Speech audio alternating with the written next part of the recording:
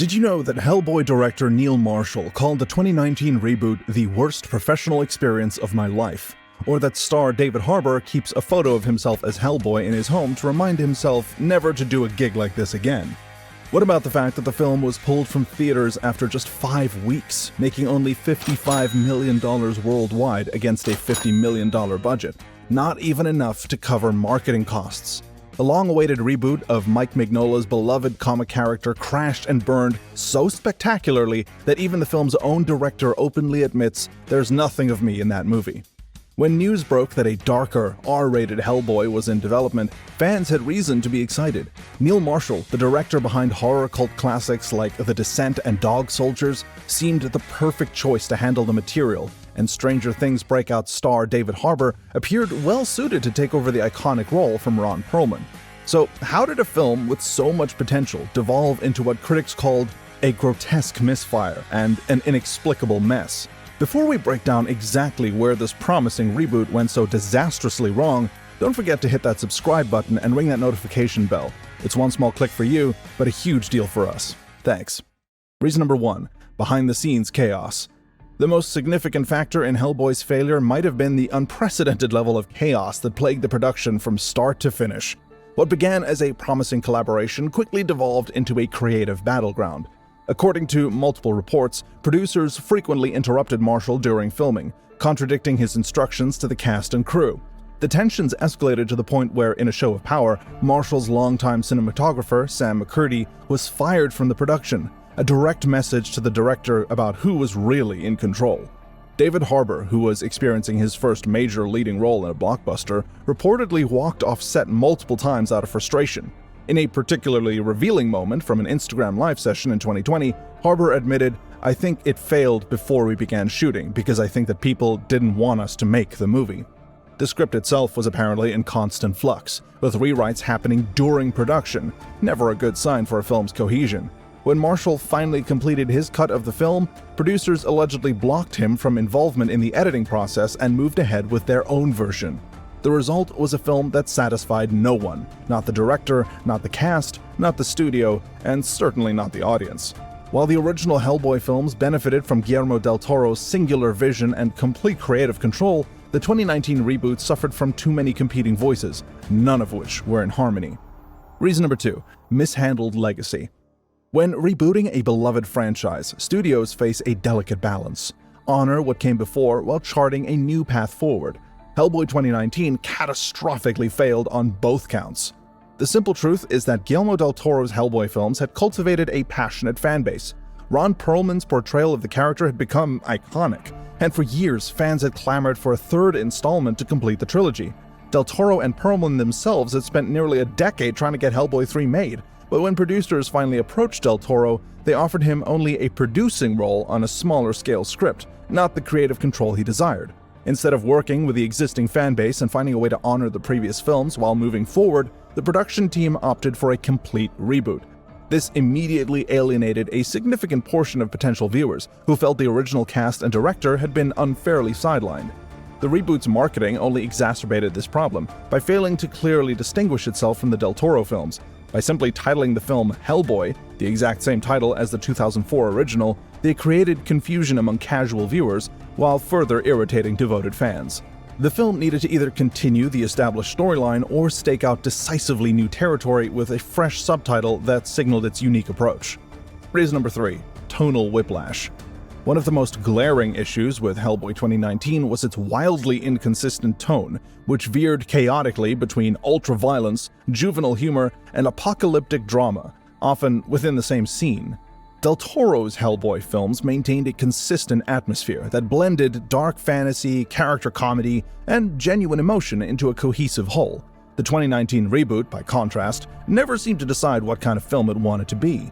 The dialogue exemplifies this problem, with Hellboy delivering one-liners and profanity-laden quips that often feel jarringly out of place against the horrific violence surrounding him. As multiple critics noted, many of these jokes appear to have been added in post-production, lines delivered when Hellboy's back is to camera or during an ADR session, suggesting last-minute attempts to lighten a film that was otherwise relentlessly grim. This tonal inconsistency shares similarities with Warner Bros.' Suicide Squad from 2016, where director David Ayer has stated his serious crime drama was bashed into a comedy by the studio. This comparison is apt. Both films suffer from a jarring, disjointed feeling that stems from competing visions being awkwardly stitched together. A film can certainly blend horror, action, and comedy successfully. Just look at Sam Raimi's Evil Dead 2 or even Del Toro's own Hellboy films. But these movies maintained a consistent internal logic and atmosphere.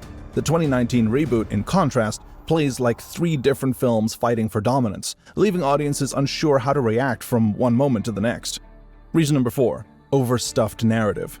Perhaps no problem is more immediately apparent in Hellboy 2019 than its chaotic, overcrowded narrative that tries to cram multiple comic storylines into a single 2-hour film. The screenplay attempts to adapt elements from at least 3 major Hellboy comic arcs: Darkness Calls, The Wild Hunt, and The Storm and the Fury, a trilogy that creator Mike Mignola developed over 15 years of storytelling. In the comics, these stories unfold naturally, building on previously established characters and concepts. The film, however, tries to compress all of this material into one self-contained story, with predictably disastrous results. We're introduced to Hellboy's origin, his strained relationship with his adoptive father, the Blood Queen's resurrection plot, Baba Yaga's vendetta, the pig creature Gruagok's revenge story, the secret organization of monster hunters, the prophecy of Hellboy ending the world, his heritage as a descendant of King Arthur, and his eventual claiming of Excalibur. Reason number 5. Shallow characterization. Despite an impressive cast, Hellboy 2019 squanders its talent by failing to develop any of its characters beyond the most superficial level. David Harbour is a talented actor who clearly put tremendous effort into his portrayal of Hellboy, undergoing hours of makeup application and physical training for the role, yet the script gives him little to work with beyond sullen teen angst and repetitive outbursts. The film's version of Hellboy lacks the warmth, humor, and emotional complexity that made Perlman's interpretation so beloved.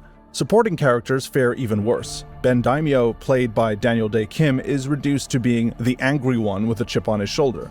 His were-jaguar transformation, which should be a standout moment, is treated like an afterthought.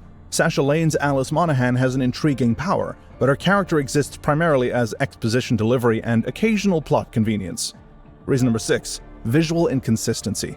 For a film with such a strong visual heritage, both from Mignola's distinctive comic art and Del Toro's imaginative designs, Hellboy 2019 delivers a surprisingly mixed bag of visual effects that undermine its ambitious scope. To be fair, certain aspects of the film's visual presentation deserve praise. David Harbour's Hellboy makeup is impressive, requiring extensive prosthetics and several hours of application each day. The practical effects for characters like Baba Yaga and some of the monsters demonstrate real craftsmanship and imagination. The film's grittier, more visceral approach to violence also creates some genuinely memorable imagery in sequences like the Mexican vampire wrestling match and the Wild Hunt. However, these highlights are consistently undermined by subpar CGI, which becomes increasingly obvious as the film progresses. According to reports, much of the practical effects work completed on set was later replaced with digital effects in post-production without the director's input or approval. This decision results in jarring visual inconsistency, where meticulously crafted practical creatures appear alongside poorly rendered digital ones, sometimes within the same scene. Reason number 7. Ignoring its strengths.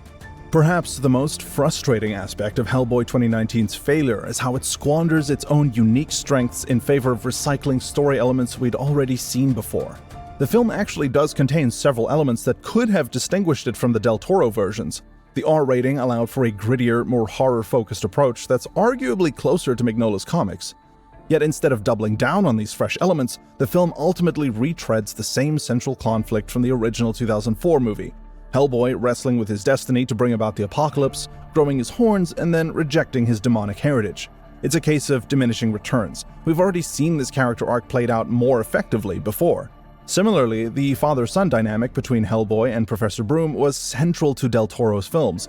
Rather than finding a new emotional core, the reboots attempt to replicate this relationship, but with less depth and nuance. Even the final revelation of Hellboy's Arthurian heritage and claiming of Excalibur feels like an attempt to create an epic moment comparable to the emotional peaks of the previous films, rather than something authentic to this particular story.